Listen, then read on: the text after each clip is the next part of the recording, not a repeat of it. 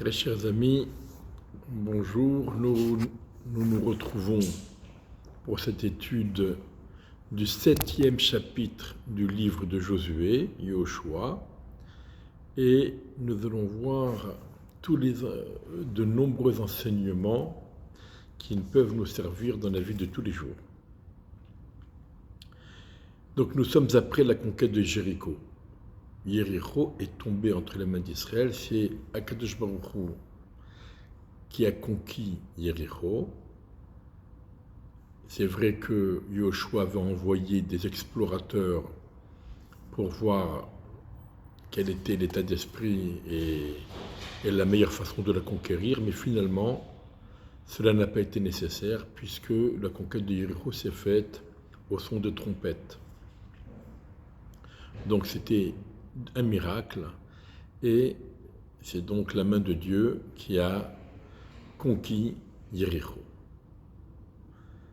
Vayim alou bnei Yisrael ma'al baherem. Yoshua avait interdit à quiconque de prendre quoi que ce soit du butin de Jéricho. Il avait décrété un chérem sur le butin de Jéricho.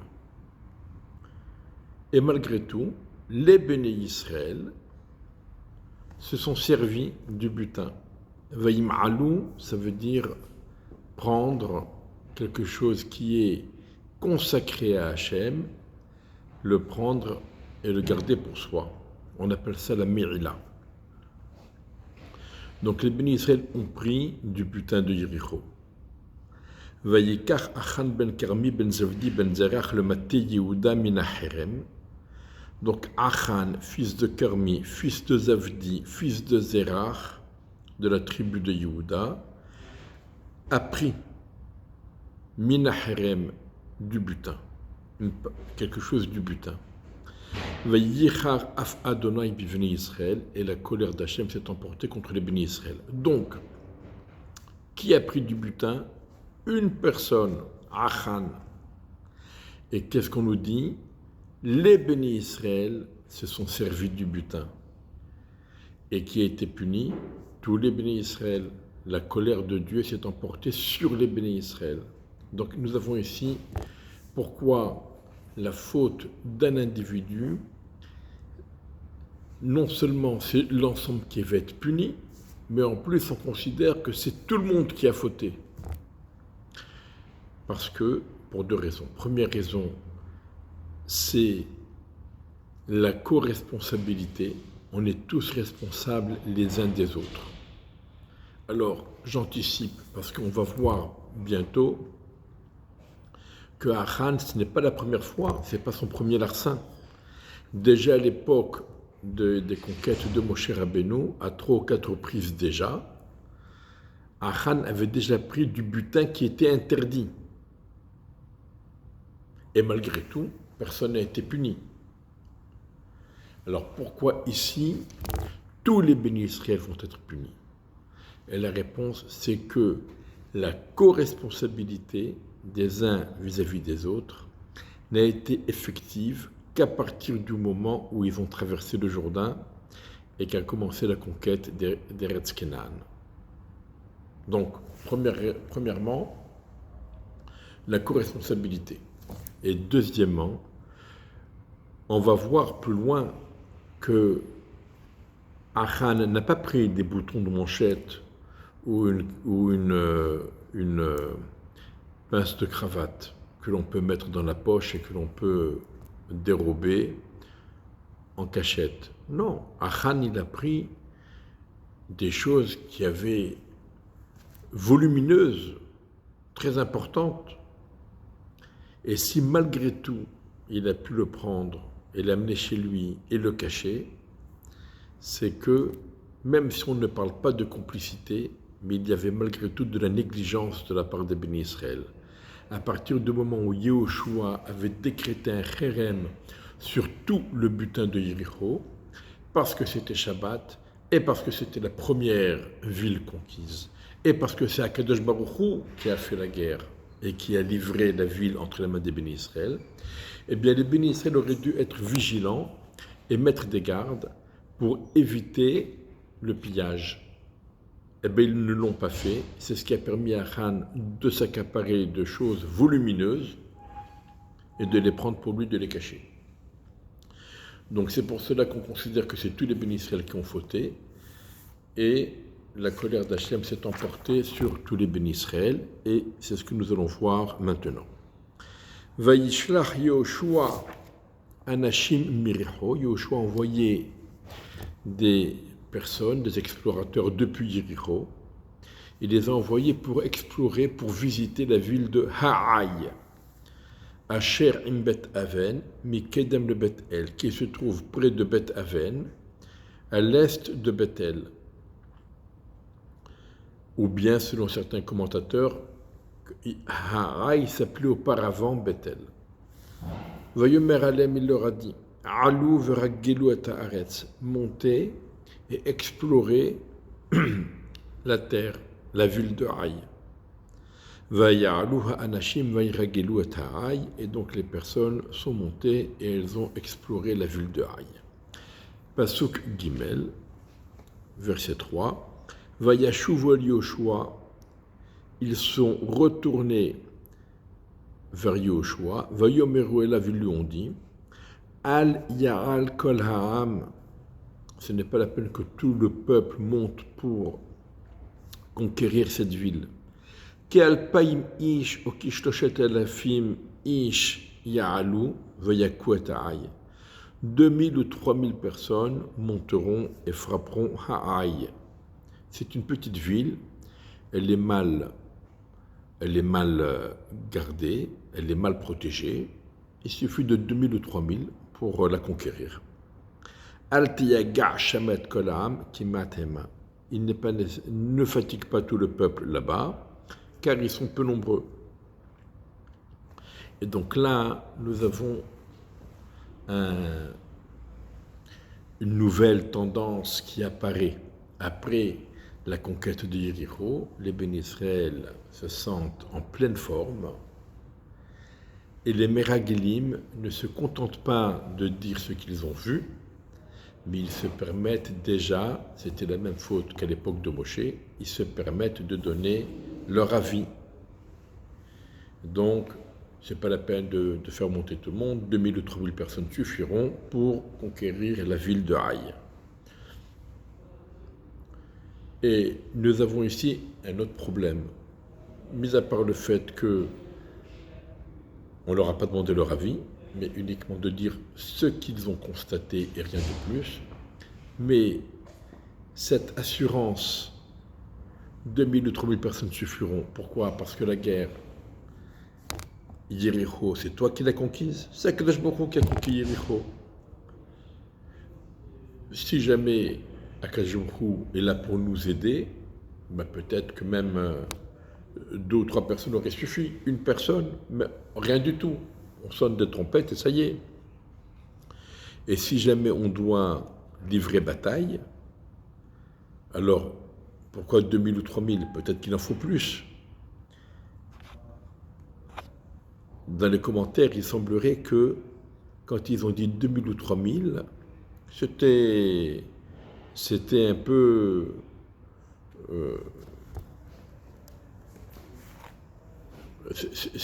normalement, ce n'est pas suffisant, 2000 ou 3000. Mais ils étaient sûrs d'eux-mêmes. Alors qu'en vérité, on doit absolument tenir compte du fait que c'est Akadosh Baruch Hu, tout dépend de la volonté d'Akadosh Baruch Hu. Et qu'il n'y a pas lieu de se sentir sûr de soi. Verset 4. Vaya'alu minam shama kishloshet elafim ish. Donc, sont montés du peuple là-bas, 3000 personnes, Vayanusu lifnanche Harai. Et ils ont dû fuir, battre en retraite devant les hommes de la ville de Haï. Vayakum bemanche Haï kishloshim veshisha ish. Et les gens de Haï ont frappé comme 36 personnes. Vaïr des foum lifne achar, et les ont poursuivis devant les portails des portes de la ville, ad shevarim, jusqu'à ce qu'ils les aient cassés. Vayakum bamorad, ils les ont frappés dans la descente. Vayimas levav ha'am vayilemayim, et le cœur du peuple s'est liquéfié. Il est devenu comme de l'eau. Ça veut dire qu'ils étaient tellement sûrs d'eux-mêmes, tellement persuadés que ça allait être une simple formalité, une bouchée de pain, et ils se sont fait descendre.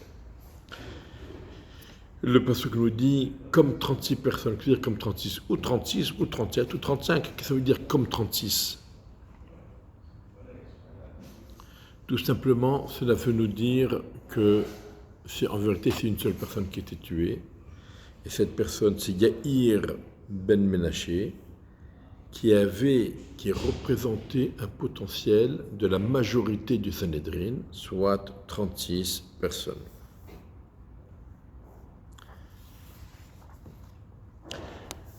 Et donc le peuple est terrifié par ce qui s'est passé, déçu, terrifié. Vayikra Yahushua Simlotav, Yahushua a déchiré ses vêtements. Vayipol Alpanav Artsa, il est tombé face contre terre, l'Ifne Aaron Adonai, devant l'arche de Dieu, Ad Haerev jusqu'au soir. Hu Vezikne Yisraël, lui et les sages d'Israël. Vaya'alou Afar al-Rosham, ils ont mis de la cendre, de la poussière sur leur tête. Ça veut dire qu'ils étaient donc en deuil, ils ont jeûné, ils ont prié, ils ont pleuré, ils ne comprenaient pas ce qui se passait. Vayomer Yoshua, Yoshua dit Aha Adonai Elohim. Aha, c'est comme on dit chez les Ashkenazes aujourd'hui, Oivai, Vaivai. Aha, Akadosh Baruch Hu.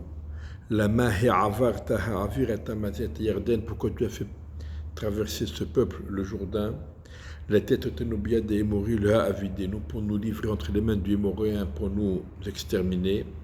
Velou ho'alnu vaneshev bever à Yarden, ça aurait été tellement mieux si on s'était installé de l'autre côté du Jourdain, sans le traverser, là où ont déjà pris part 2 tribus ennemies. Bi Adonai, s'il te plaît, Akadosh Baruch Hu, Ma Omar Achare Asher Afar Yisrael Oref Lifno Ivav. Que puis-je dire après que le béni Israël a dû montrer sa nuque devant, ça veut dire on a dû faire volte-face devant nos ennemis. Veyishme'u Akenani vechol yoshvei haaretz. Et le Cananéen, tous les habitants de la terre vont entendre ce qui s'est passé, les nouvelles vont vite, Venasabbu alenu, ils vont nous entourer, nous assiéger, Vehritu et shemenu minaretz, ils vont exterminer jusqu'à notre nom de la terre, ou Mataase le Shemcha Gadol, et que feras-tu pour ton grand nom? Donc en vérité, l'essentiel de la requête de Yoshua, c'est ces derniers mots. Le Chilul Hashem, la profanation du nom d'Hachem. Quoi qu'on ait pu fauter, quoi que nous méritions, si jamais nous devons faire volte-face devant nos ennemis et on se fait massacrer par nos ennemis, c'est finalement une profanation du nom d'Hachem, parce que nous portons en nous le nom d'Hachem, on s'appelle les Béné Yisraël, et lorsque nous perdons, eh bien c'est une profanation de ton grand nom. Mais en attendant, on a retrouvé le même plainte à l'époque du désert. Pourquoi tu nous as fait sortir d'Égypte? Et pourquoi tu nous fais traverser le désert? Et pourquoi ceci? Et ça aurait été mieux comme ci, et ça aurait été mieux comme ça. Et là aussi, Yoshua reprend cette rengaine parce qu'il se fait le porte-parole du peuple. Évidemment que le peuple, c'est ce qu'il pense, d'autant plus que, comme nous l'avons dit, il y a 2 tribus ennemies qui ont eu l'intelligence de demander leur part de l'autre côté du Jourdain. Et eux, ils sont plus en sécurité, ils sont plus tranquilles.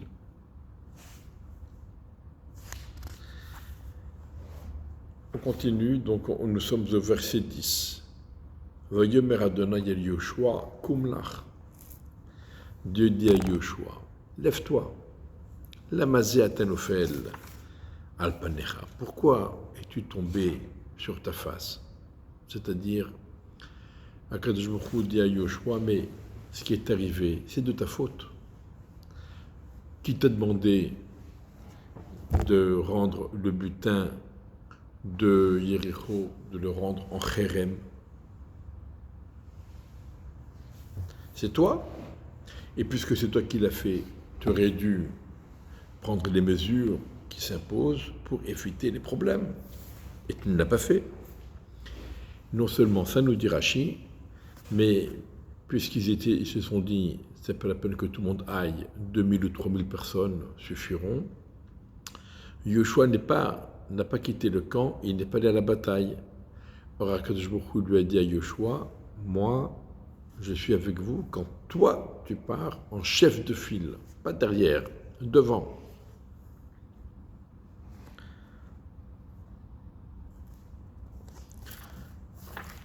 Donc, Akadosh Baruch Hu dit à Yoshua, ne te lamente pas, il faut prendre maintenant les décisions qui s'imposent. Chata Yisrael. Yisrael a fauté. Vegam avret beriti. Ils ont transgressé mon alliance. Asher tziviti otam, que je leur ai ordonné. C'est-à-dire, à partir du moment où toi, Yoshua, tu as décidé et tu as décrété le Kherem sur le butin, j'ai validé, j'ai donné mon aval, j'ai validé ta décision. Et maintenant, quand les bénis Israël ont transgressé cet interdit, eh bien, c'est comme si ils avaient transgressé mon alliance. Vegam lakechum min hacherem, ils ont pris le butin. Vegam ganvu, ils ont volé. Vegam kahashu, ils ont même nié. Vegam samu bichlehem, ils ont même mis dans leur valise. Alors, qu'est-ce que le passouk veut nous dire? Eh bien, tout simplement,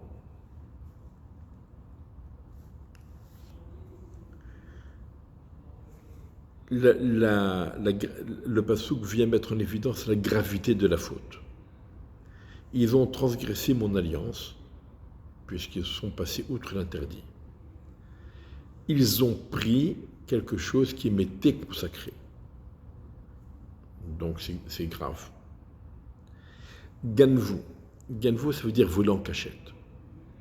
Et on sait bien qu'il y a une différence entre celui qui vole en cachette et celui qui vole sans se cacher.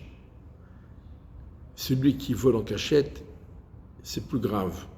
Et c'est pour ça qu'il est puni, normalement il doit payer double. Pourquoi? Parce qu'il a peur des hommes, il n'a pas peur de Dieu. Encore celui qui vole sans se cacher, il n'a peur de personne. Mais celui qui vole en cachette, il a peur de l'homme plus que de Dieu. Donc c'est plus grave. Vegam kichashu. Ils mentent, ils ont nié. Au lieu de reconnaître, ils nient. C'est-à-dire, quelqu'un qui vole, c'est pas bien. Mais si jamais il fait teshuva, il reconnaît sa faute et il rend, il répare, ça va. On ne va pas en faire un fromage, comme on dit. Mais là, il nie. Maintenant, quelqu'un qui vole parce qu'il meurt de faim et qu'il a une grande famille à nourrir, bon, ça peut se comprendre. C'est pas permis, mais ça peut se comprendre. Or là, Samou Bichlehem, ils l'ont mis au coffre. Ça veut dire qu'ils n'en ont pas besoin. Ils n'en ont pas besoin pour vivre. Il leur manque rien pour vivre. Donc c'est simplement pour se faire un beau portefeuille. Donc ça c'est encore plus grave. Velo yuchlu bnei Israël kum lifno yevem oref lifno yevem. Les bénis Israël ne pourront plus se lever face à leurs ennemis. Oref yifno lifno yevem kayu lecherem. Ils présenteront leur nuque devant leurs ennemis, car ils sont eux-mêmes devenus cherem. Le osif liyatimachem, je ne continuerai pas à être à vos côtés, à être avec vous. Imlo tashmidu harem kirbechem, si vous ne n'enlevez pas le butin interdit de chez vous. Il faut réparer la faute. Koum, kaddesh etam, lève-toi et sanctifie, consacre le peuple, prépare-le. Ve'amarta it kaddeshu le machar. Et tu diras, préparez-vous pour demain, consacrez-vous à demain. Kichua maradona yelo Yisrael, car ainsi a dit Akadosh Baruch Hu, le Dieu d'Israël, Cherem bekir becha Yisraël, tant que le Cherem, le butin interdit, sera chez toi, Israël, lo torah lakum lifno yivecha. Tu ne pourras pas te tenir debout, te lever et te tenir debout devant tes ennemis, jusqu'à ce que vous ayez enlevé le Cherem de chez vous. Verset 14. Vous vous approcherez le matin par tribu. Ce sera la tribu qu'Akadosh Baruch Hu aura pointé du doigt, désigné, Yikrav la Mishpachot. Et les familles de cette tribu devront s'approcher. Va Mishpara Shayil Kedena Donai Tekrav la Batim. Et la famille que Dieu aura désignée devra s'approcher en petite famille, en sous-groupe. Va Bayit Shayil Kedena Donai. Et la maison, la maisonnée, le foyer qu'Akadosh Baruch Hu aura désigné, Yikrav la Gevarim, il devra se présenter, les hommes devront se présenter. Vaya nilkad baharem, et ce sera celui qui aura été désigné comme étant celui qui a pris, volé le cherem, le butin. Yesarev baesh, sera brûlé par le feu, autovot kolachorlo, lui et tout ce qui est à lui. Alors, lui ne sera pas brûlé, c'est tous les biens seront brûlés et lui on verra sa punition. Pourquoi? Car il a transgressé l'alliance de Dieu, et parce qu'il a fait une effronterie, une chose honteuse, un acte grave parmi les bénis Israël. Vayashkem Yoshua baboker. Yoshua s'est levé tôt le matin, Vayakrev et Israël l'Ishvatav, il a présenté les bénis Israël par tribu, Vayilachet Shevet Yehuda, et c'est la tribu de Yehuda qui a été désignée.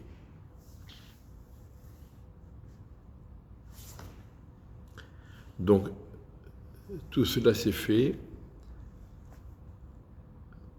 avec, en face du Urim et Tumim, donc le pectoral que portait le Kohen Gadol sur son poitrail, sur sa poitrine, et donc la pierre qui représentait la tribu impliquée, elle a perdu de son éclat.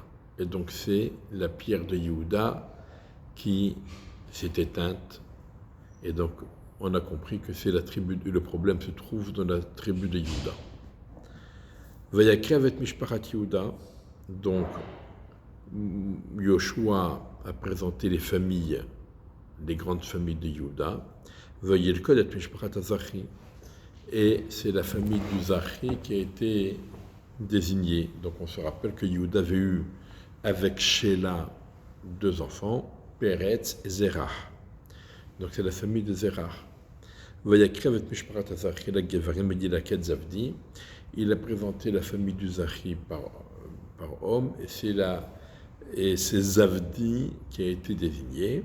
Vayakrev et Betula Gevarim, et donc la famille de Zavdi s'est présentée, les hommes de la famille de Zavdi se sont présentés. Vayilached Achan ben Karmi ben Zavdi ben Zerach le Mate Yehuda, et c'est Achan qui a été désigné, Achan fils de Karmi, fils de Zavdi, fils de Zerach de la tribu de Yehuda. Pasuk Yud-Tet, Vayomar Yoshua el-Achan, Yoshua a dit à Achan, béni, mon fils. Simna Kavod l'Adonai Elo Yisrael, fais honneur au Dieu d'Israël. Veten lo toda, et reconnais ta faute. Ve'aget nali me'asita, et dis-moi ce que tu as fait. Al techachet memeni, ne me cache rien. Donc ici, Rashi rapporte le Midrash que lorsque Achan a été désigné comme ayant celui qui a commis la faute si grave, toute la tribu de Juda s'est rangée derrière lui et était prête à faire la guerre pour sauver Achan. Et Achan a eu la présence d'esprit. Et il s'est dit, si je continue à nier, alors il va y avoir des milliers de bénis Israël qui vont mourir à cause de moi. Je vais reconnaître. Je reconnais ma faute et on va éviter une guerre civile, une guerre entre frères. On va éviter des milliers de morts. Achan au départ disait, mais c'est quoi cette histoire? Même si on faisait un tirage au sort entre Moshe et Aaron, forcément l'un des deux va être tiré au sort. Un tirage au sort, ça veut rien dire. Il n'y a pas de preuve, il n'y a pas de preuve. Pas vu, pas pris. Et Yehoshua lui a dit, attention, le tirage au sort, c'est avec le tirage au sort que toute Eretz Canaan va être départagée entre les tribus et entre les familles. On considère ce tirage au sort, bien sûr pas n'importe quel tirage au sort, ce tirage au sort tel qu'il est organisé, on considère que c'est la volonté d'Hachem. Donc on ne peut pas mépriser et dévaloriser le tirage au sort. Donc Achan a fini par reconnaître. On voit comment Yoshua a parlé à Achan, béni mon fils. On voit aussi, on apprend de cette histoire que Israël, Afalpi Shechata, Israël ou qu'un ben Israël, un juif, même lorsqu'il faute, il ne perd pas son statut. Il reste un ben Israël, il reste un juif, il reste un fils. Vayan Achan et Yoshua vayomar, verset 20. Achan a répondu à Yoshua, il lui a dit, Omna, c'est vrai. Anochi hatati l'Adonai Israël, c'est moi qui ai fauté envers Hachem, vechazot asiti, et j'ai fait ceci et cela. Ça veut dire que là, Achan, il a reconnu, pas uniquement pour la part de butin qu'il a pris à cette occasion de la conquête de Jéricho, mais il a reconnu toutes les fautes qu'il a commises auparavant. Et donc, il a déjà il a pris du butin en d'autres occasions. Il reconnaît aussi avoir transgressé le Shabbat, puisqu'il a pris le butin pendant Shabbat. Il a reconnu également d'autres fautes très graves. Mais il dit la chose suivante. Va errer Bachalal. J'ai vu dans le butin. Qu'est-ce que veut dire va errer Bachalal? Ça change. Qu'est-ce que tu as vu? Le principal, c'est ce que tu as pris. Et ça veut dire j'ai vu.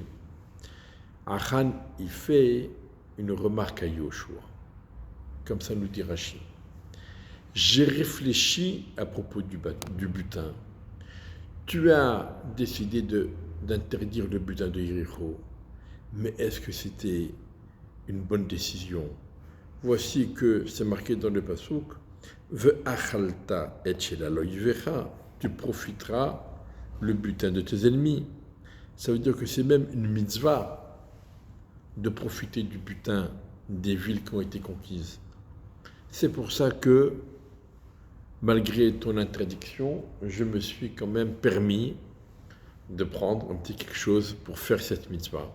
Alors, même si normalement, il y a une mitzvah, mais ici on a expliqué que d'une part, c'était Shabbat, d'autre part, c'était une conquête, victoire absolument extraordinaire, miraculeuse et prodigieuse. Et enfin, c'était la première conquête d'Eretz Kenan, et c'est pour ces trois raisons que que le butin avait été rendu Kherem. Donc c'est pas quelque chose d'habituel. C'est vrai que normalement, on doit pouvoir profiter du butin. Mais ici, c'était exceptionnel. En tout cas, c'est la remarque que c'est permis à Khan de faire.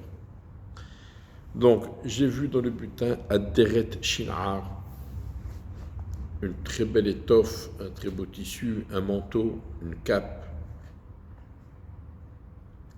qui vient de Shinar, qui vient de Babel. Tova, elle est de très bonne qualité. Matayim Shkalim Kesef, et j'ai pris 200 cycles d'argent. Ulshon Zahav Echad, et j'ai pris aussi un lingot d'or. Chamishim Shekalim Shkalo, dont le poids fait 50 shkalim. Va'ehmedem ve'ekachem, je les ai convoités et je les ai pris. Donc on a ici Va'ere, j'ai vu, Aïn Roa, l'œil qui voit, Velev Homed, le cœur qui désire, donc Va'ehmedem, je les ai désirés, Vegouf Osemaase, et le corps qui agit, donc j'ai pris tout cela. Veinam Temonim Ba'aretz Betoch Ha'aholi, et les voici enfouis dans la terre à l'intérieur de ma tente. Va Kesef Tahtea, et l'argent c'est tout au fond du trou. Donc comme on a dit tout à l'heure, il n'a pas pris un bouton de manchette et une épingle de cravate. Il a pris des choses conséquentes, qui sont volumineuses, qui ont un grand poids. Et donc, si jamais il y avait eu un minimum de gardiens, eh bien, il n'aurait pas pu faire cela. C'est parce qu'il n'y avait personne pour garder, c'est pour ça qu'il a pu se permettre. Yoshua a envoyé des messagers, ils ont couru à la tente de Achan. Et voici que l'étoffe était cachée dans sa tente et l'argent par en dessous. Et donc pourquoi ils ont couru pour récupérer le butin? Parce que la tribu de Yehuda, qui voulait toujours défendre Achan, se sont empressés eux aussi d'aller dans la tente dans le but de substituer le butin et qu'on ne trouve rien. Donc si jamais, comme on dit, pas de corps, pas de crime. Tant qu'on n'a pas trouvé le corps, il n'y a rien. Ici aussi, tant qu'on n'a pas trouvé le butin, eh bien, il n'y a rien. Mais donc les messagers ont été plus rapides qu'eux, ils ont récupéré le butin, Vaïkahum Mitochaoel, ils l'ont récupéré de la tente, Vaïvium el Yoshua avec le Ben Israël, ils l'ont apporté à Yoshua et à tous les Ben Israël, Vayatsikum Lifne Adonai, ils les ont exposés devant Hachem pour bien montrer que le goral, le tirage au sort, avec le pectoral, avec le Urim Betumim, etc., avait effectivement dit la vérité et que la faute avait été commise. Vayikach Yoshua Achan ben Zerach, Yoshua a pris Achan, fils de Zerach, Veta Kesef, Veta Aderet, Veta le Shonazav, ainsi que l'argent, ainsi que l'étoffe, ainsi que le lingot d'or, ainsi que Vet Bana, Vet Benotav, ses fils et ses filles, Vet Choro, Vet Hamoro, Vet Tsono, Vet Aolo, son gros bétail, ses ânes, son petit bétail, sa tente, Vet Kol Asherlo, et tout ce qui lui appartenait, Vechol Yisrael Imo, et tout le peuple d'Israël était avec lui, Vayalo Otam Emek Achor, ils les ont montés, Emek Achor. Donc Emek Achor, c'est le nouveau nom qui a été donné donc à cet endroit en souvenir de ce qui s'est passé. Vayomer Yoshua. Alors, Vayomer Yoshua, Yoshua a dit, Me achartanu. Pourquoi? C'est-à-dire, ainsi tu nous as troublés. Ya'akorcha Adonai bayamazé, qu'Akadosh te trouble en ce jour. Vayirgumu Oto, Kol Israël Even, et donc il a été lapidé. Les bénis Israël l'ont lapidé. Ça c'est pour Achan lui-même uniquement. Vayisrefu Otam Baesh, et ils ont brûlé les biens. Les biens ont été brûlés par le feu. Vayiskulo Otam Bavanim, et les animaux ont été eux aussi lapidés.